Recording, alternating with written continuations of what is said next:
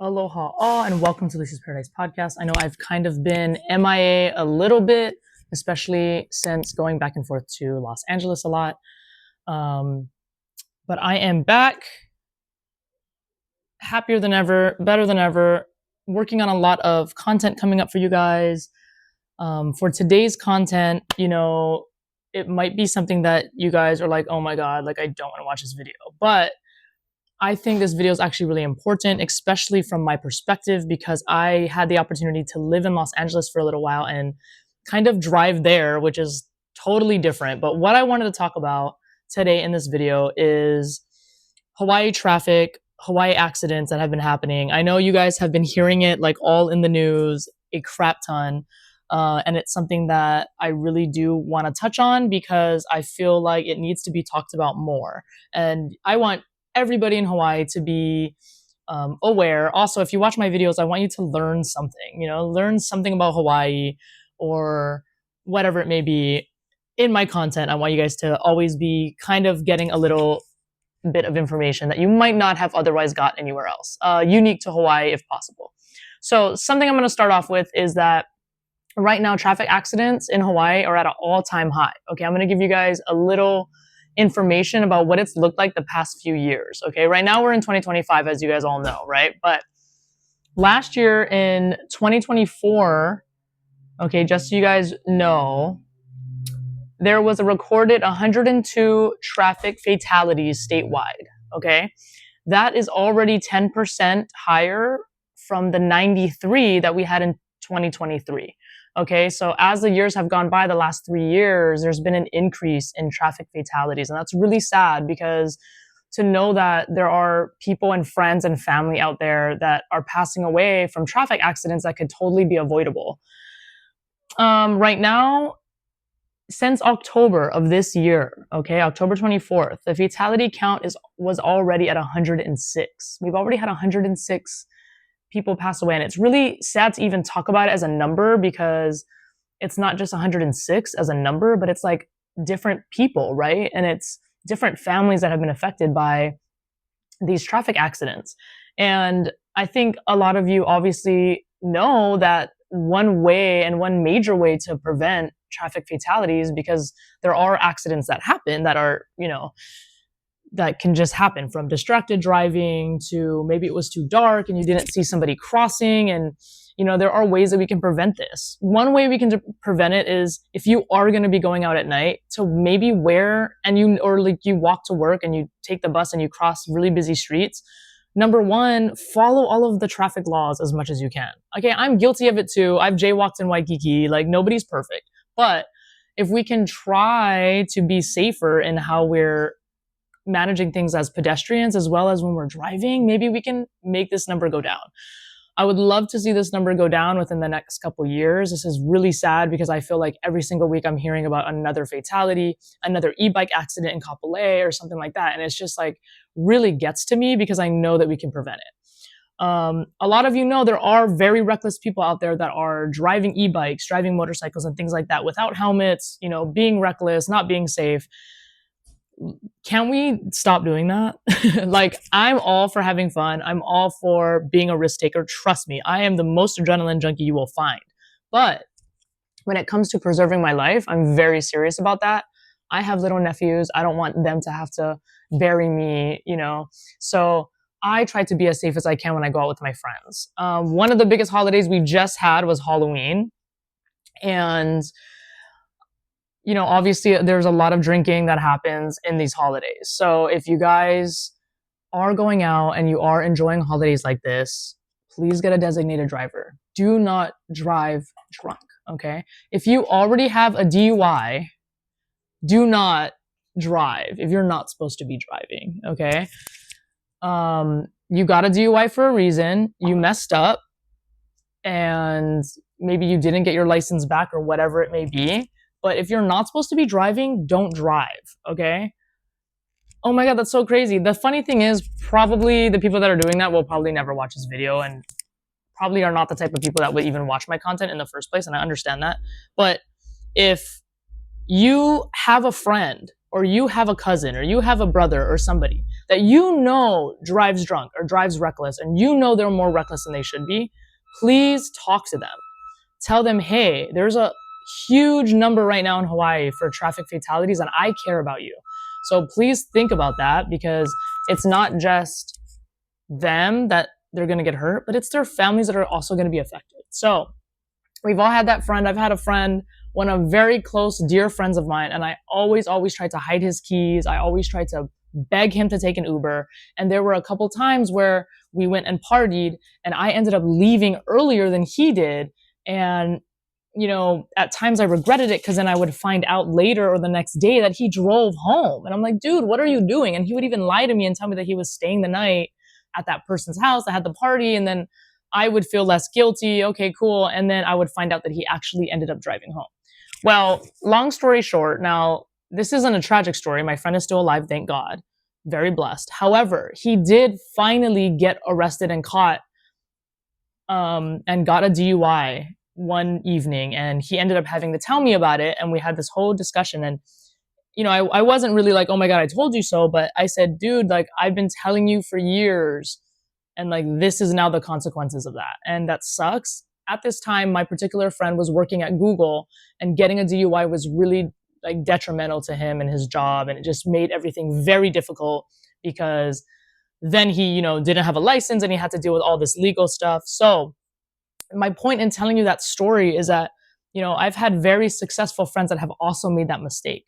I had another friend that ended up making that mistake because they were in Tahoe, and because of the elevation difference, he was actually drunker than he realized he was, and he did risk it and still drove, and then he did get caught, unfortunately. So learn from other people. Don't make the same mistake, especially if you don't have a DUI. Me, myself, I have never gotten a DUI, thank God. Now, as you guys know, I don't even drink alcohol. I haven't drank for over a year and a half now. It'll be 2 years in March. And I feel great about that. And it's just another thing. But the thing that I do have to combat in driving is when I get tired. So now it's just like, dang, I'm like really tired and I don't want to drive tired. And I don't know if you guys know, but driving tired is almost as dangerous as driving intoxicated, because you're tired and you don't want to fall asleep at the wheel. And yeah, I'm like super out of it when I'm driving tired. So usually before I get to like a really, really tired point, I'm like, okay, guys, I gotta go home. So yeah, with that said, I hope you guys really think about that in this video. I know this is probably like not the video like 90% of people want me to make, but I want to talk about that. I need to talk about that. I feel like I needed to make a video about this. I don't necessarily want to bring up specific stories right now, just because there are a lot of families that are like dealing with the effects of losing friends and things like that. And it's so sad, and I can't get into it because I'll literally just be crying on camera the whole time, and we don't need that. But I did want to just beg and plead to all of you in Hawaii to please drive safer, drive the speed limit. I know it's so annoying. I'm going to tell you a little story about when I got back to Hawaii, okay? Because I was living in Los Angeles. I was so used to driving in Los Angeles. In LA, everybody just goes. They cuts people off. They do this, they do that, whatever. And it's a very aggressive type of driving environment. When I came back to Hawaii, I was still in that mode of go, because I didn't live here for a while. It was almost like 8 or 9 years before I even drove in Hawaii again. And my best friend let me borrow like her dad's car, and I don't even know where I drove, but I drove around the island. And I was so impatient because I was like, oh my God, everyone drives slow here. And I realized over time that it's not them, it's me. I need to now adapt to the driving environment here that is a lot slowed down. It's not go. It's people caring about the other person in the other cars as well. And I had to check myself and kind of change the way that I drove again. Now, it's not easy to get used to at first. I was very, very like annoyed and stressed out. But looking back at that, I needed to adjust my driving to Hawaii. So if you are a visitor, you are military or something like that, and you don't drive a lot in any other, or if you don't drive a lot in Hawaii, but you drive in other states, please realize we have we have a speed limit that's a lot slower than other places. And we have that speed limit for a reason. I don't know if you've noticed, but Hawaii is extremely overpopulated. Okay, we are a very overpopulated island. So yes, there's going to be a lot of traffic when it's 3 o'clock. There's going to be a lot of cars on the road, and there's a lot of old people in our community. So, with that being said, take your time when you're driving. Okay, there is no place on island you really need to rush. That's the excuse of island time. If you're late, just say I'm on island time. We would all rather you get there safely than never arrive at all. With that said, a really close friend of mine, James, rest in peace, James, passed away on the Big Island in a traffic accident. So, having gone through that particular situation and losing someone who was like a brother to me, and he, knowing James, he never really drove recklessly or anything like that. So, for that to happen, to somebody it's really sad. And I just want to beg and plead for all of you to just have better driving here. That's pretty much it. I'm not perfect either. Trust me. I get really impatient sometimes in a lot of different places. And I have to check myself and be like, okay, it's not that serious. Nobody needs to get my reply right now. Now kind of my routine is putting on like a really cool playlist and just like jamming out. And I'm just like, just accept it. You're in traffic. Just accept it. You're going to be 10 minutes late. It's not that big of a deal. So much better that you arrived and you're okay than having to deal with getting into an accident and doing all the stuff that comes with that. And yes, please, if you go out, just get a driver, okay? If you guys really want to go out, call me. I might pick you up, okay?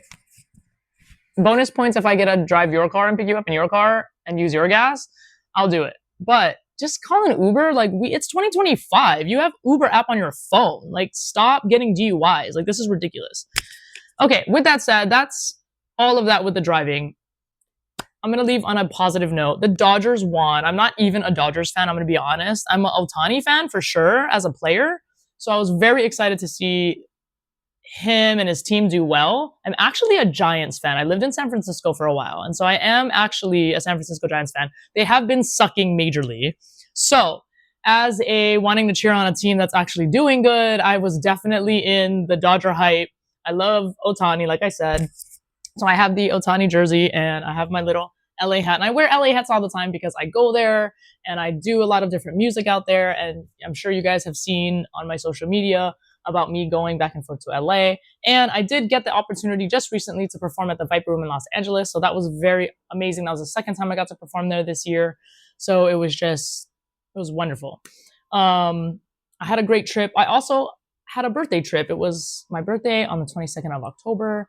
And that's kind of why I've been a little bit MIA too, because I was traveling and spending time with my brother and celebrating my birthday and just taking it all in and getting all my goals set, because my brother's so funny and he's the only person that sat there at lunch and asked me, what are your goals now as a 36-year-old? So I love that. I wasn't going to reveal my age, but I guess I just did. Who cares?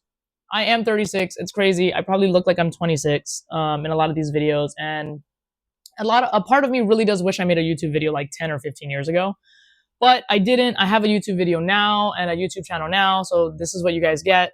But all of the connections I made on my last LA trip has just been wonderful. I have a lot of really amazing friends in Los Angeles, and it just makes my whole day to be able to go out there and visit you guys and see you guys and go out. I was so fortunate to be able to go to one of Nick Mask's events out there, which was super cool. I never really got to go to any of his events and officially meet him. And so it was really cool to meet. He's a really close friend of my brother's. And